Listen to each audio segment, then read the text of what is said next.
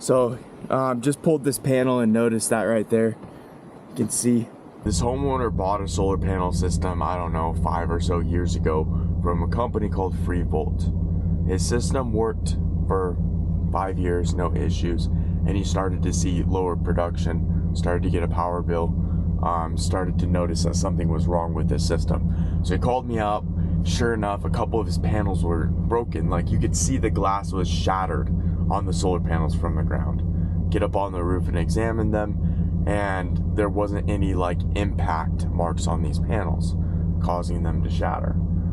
So from there, you know that it wasn't just impact. It was probably the panels being tightened down too much, grinding my gears, or them getting too hot because of issues like thermal events. So I pulled the panels off. These were 2 separate strings that were in series, and so the low production from these solar panels was really going to affect the production of the entire string. So my best judgment was to take the broken solar panels off the roof, and when I removed them, I saw the back of the panel, the laminate was starting to be burned up. You could see that there was a failed solder point, and then you could kind of see the same markings on all of the panels on the roof. To me, it just looked obvious that this system's gonna be a time bomb. Like, it's gonna be a lemon. Like, you're just gonna have failed panel, losing panels until your voltage is so low your inverter won't even turn on, and you're losing so much production. You're just not really getting what you need out of the system, because like just how it's designed, like you kind of need all the panels, and once you start losing panels, you start losing not just 10% of the production, but you start losing like 50% of the production when you lose a couple panels. So that led me to picking up these solar panels back here from Santan. These are used, refurbished solar panels that are extremely high quality for pennies on the dollar. Pennies on the dollar. I think these panels back in the day would have cost me, I don't know, $400 a piece or more, $500, and I bought them for under $100 a piece. So that's delivered. That was delivered as well. So they're still great panels.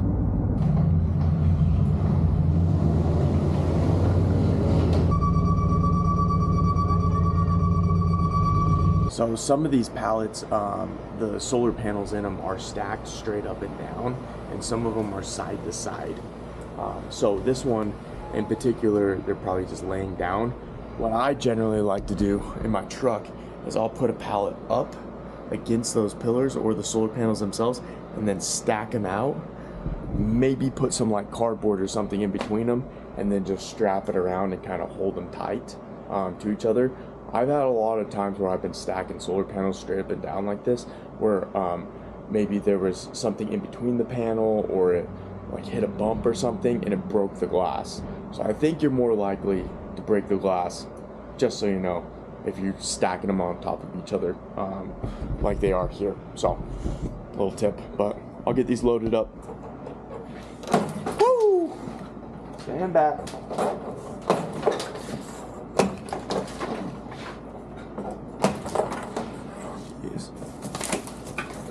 One more right here. Turn around. Oh, not bad.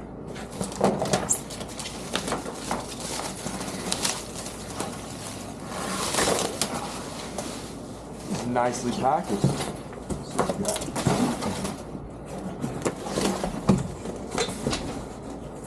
I love it. Santan Solar. Yeah, so they're the E20s from SunPower, 435 watt commercial modules. Take a look at the front side of these.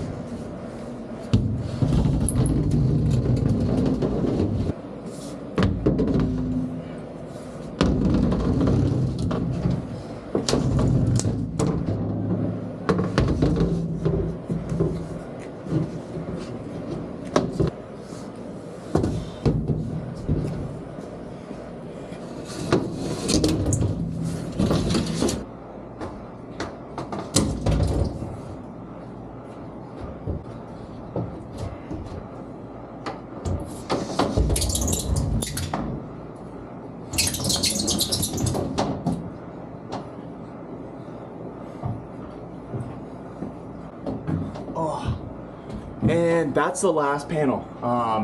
All of these panels were in great condition. No broken glass, no nonsense. Looks like they've been inspected and tested. I had one crazy idea.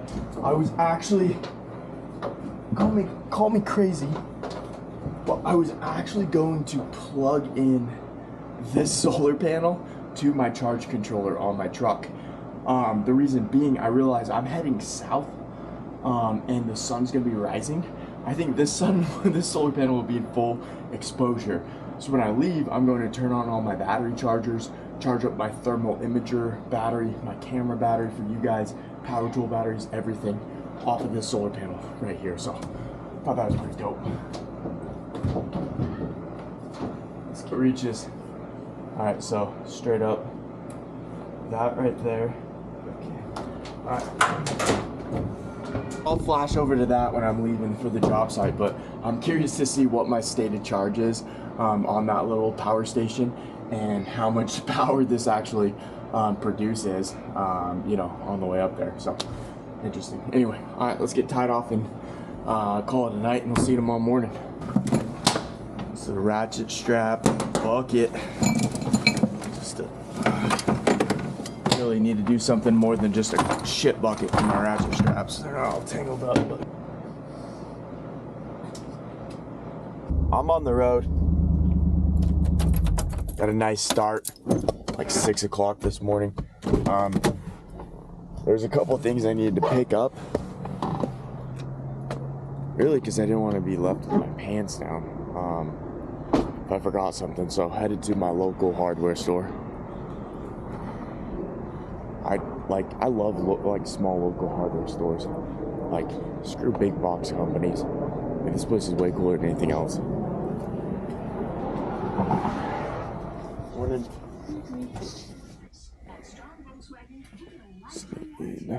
Some clear. The only thing I ended up with was a tube of some clear sealant. I feel like as soon as I get up there, I'm gonna be like, God damn it. I'm gonna be like, damn it, I should have brought this. Or should have brought this, or oh, you forgot that. But let's see here. That's there. Whatever. And pick up some conduit at my shop and keep on going up the road.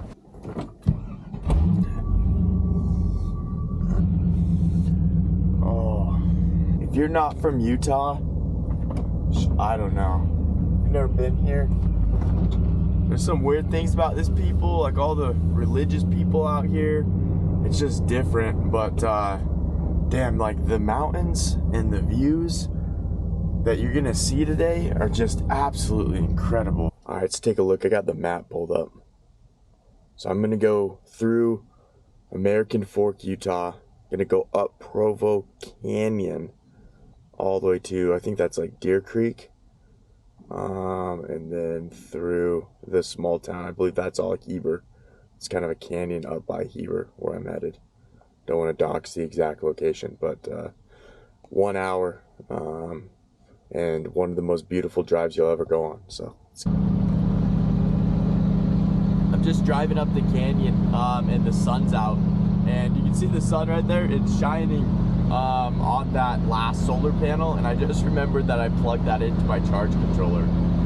So sun's out over here, you know, charging up all my power tools. I did want to check to see the stated charge on that battery. I believe it was at 20%, but with like the lighting condition and everything, I'd be surprised if it's even up at like 21 or above 20. But that, you know, it's pretty cool. I thought it's cool. Maybe I'm just nerding out over here. It's like the sun's right up there, solar panels all facing this way, you know, plugged in back there, producing electricity.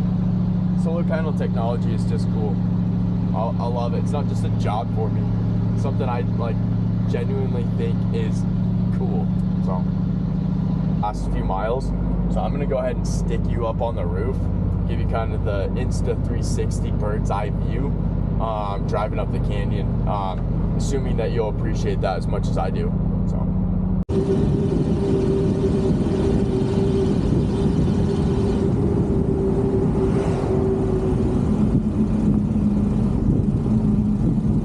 up at the job site. I was excited. The first thing I wanted to do is break out the thermal camera and check things out. The display's a little bit hard to see, but I think I can show you down on this panel here.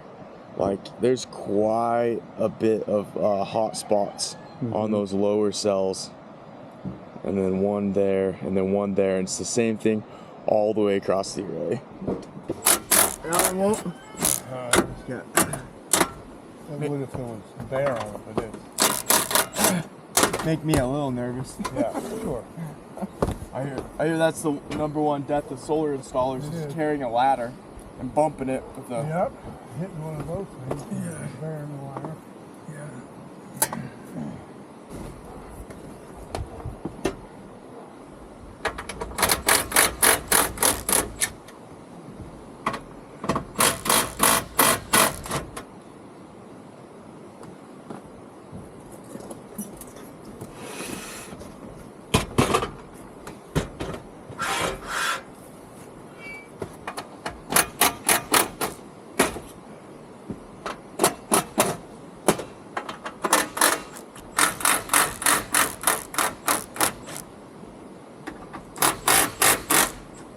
This one right.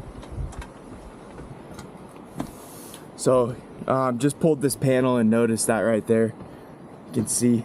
Oh, that's another one. Right there, yeah, I see that. So this one, the glass hasn't broken yet, but failed solder points all the way across there. I wonder if on the back side, flip it over, if it's burn up. Oh yeah, I guess you can see it. Yeah. Maybe bulging a little bit. Get feeling hot. Yeah. Wow.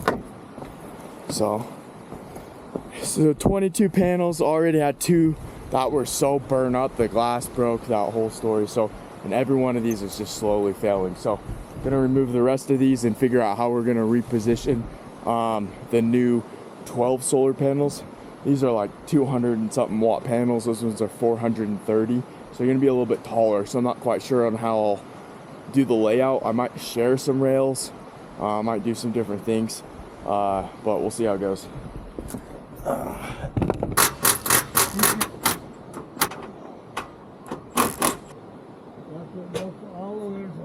First time I've been on the roof where the homeowner's out here working me, doing most of the work, carrying most of the panels. I'm just, all I'm doing is unplugging them. He's doing everything. So I'm a working man. I'm over here drinking my water. No, standing around looking at somebody, watching somebody milk.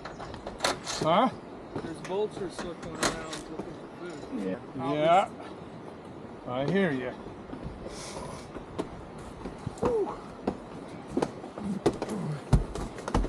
So since these panels are a little bit taller, what I decided to do was go triple rail. I'm gonna move some rails together and then do an 8-pack and then a 4-pack below for the 12 panels. But Brett just got here and he's got the Equipter. So he's driving this thing around. We're gonna load up the panels in the back of that. And this is, if you haven't seen these before, these dumpsters are ridiculous. Basically it tows like a trailer on his truck. And then it has its own motor, so you can start it up and drive it. And then it lifts, like, I think the tallest one goes like over 16 feet in the air. So we can essentially just slide all these panels in, lift them up to the roof, and then set them all on here one at a time as we go. So, it's pretty cool. I think it's just crazy. But while they're doing that, I'm gonna get back over here. So I want to, since I'm doing triple rail, I want to level these rails and string them a lot better. So I'm going through here, loosening up all the brackets, make sure they're loose, taking out any mid clamps. Let's get them in the bucket, get this thing cleaned up. Any wire is going to be redone because I don't trust the way they tip their connectors. So I'll retip everything.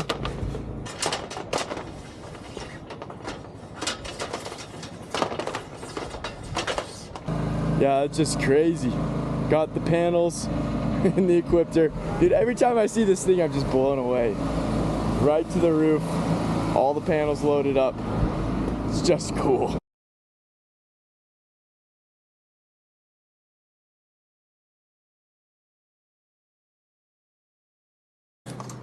Yeah.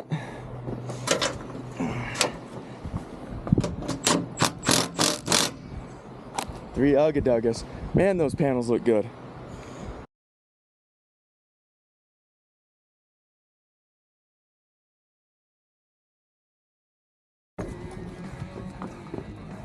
That's why.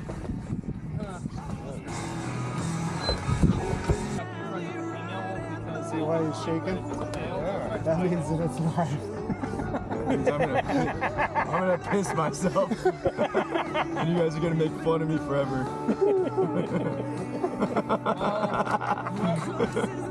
That one must be live. Oh, okay, I can breathe now.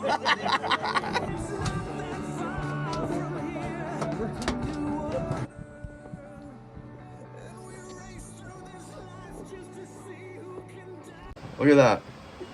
There we go. Oh yeah. 4,000 Yeah. right now. Perfect. Yeah.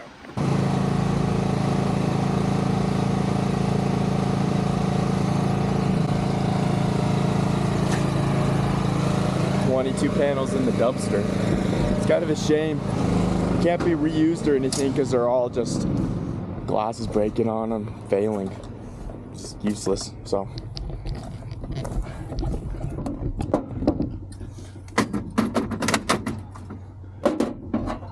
Plug in the batteries after. Oh, I'm gonna put this. Let's see here. This 25% actually charged it up a couple percents. AC out. Get it charging. That was absolutely awesome. Despite different things going on, was able to get the system up and running. And when we turned on the system, we had 4,500 watts being produced. And that's with 12 solar panels, 12 high quality sun power panels. Before they had 22 of these 3-volt panels, almost twice as many panels, and the peak production was stuck somewhere around like 2,700 watts. So it's like almost double the production with almost half the panels. So that was absolutely awesome. The layout looks a lot cleaner. There's a lot better access to the array for clearing off snow, because in this area they do clear off snow off the houses in the winter and then off the solar panels as well. Was able to do a triple rail setup where there's an extra rail underneath the panels supporting the back of it for snow load, to make sure there isn't too much weight damaging the cells. But overall takeaways, investing in a solar panel system, there are some risks. If you do have failures, whether it's installation issues or in this situation manufacturer defects, and either the installation company or the manufacturer isn't there and honoring their warranty, you could be left with a large investment like a loan or something that or cash that you paid in a system that's totaled. Like in this situation, we took all of those solar panels and took them to the dump because they're in a sense a fire hazard. They're not really worth anything whatsoever. So that's my biggest takeaway from this. Maybe just understand the risks. Might be rolling the dice a little bit with this. So,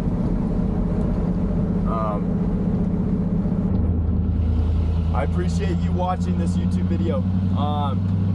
Thank you for watching my channel. Please like and subscribe and check in for these weekly vlogs. I really want to do a vlog on a job site every single week, giving you real world, situations about different industry products in the solar industry, what I think about them. But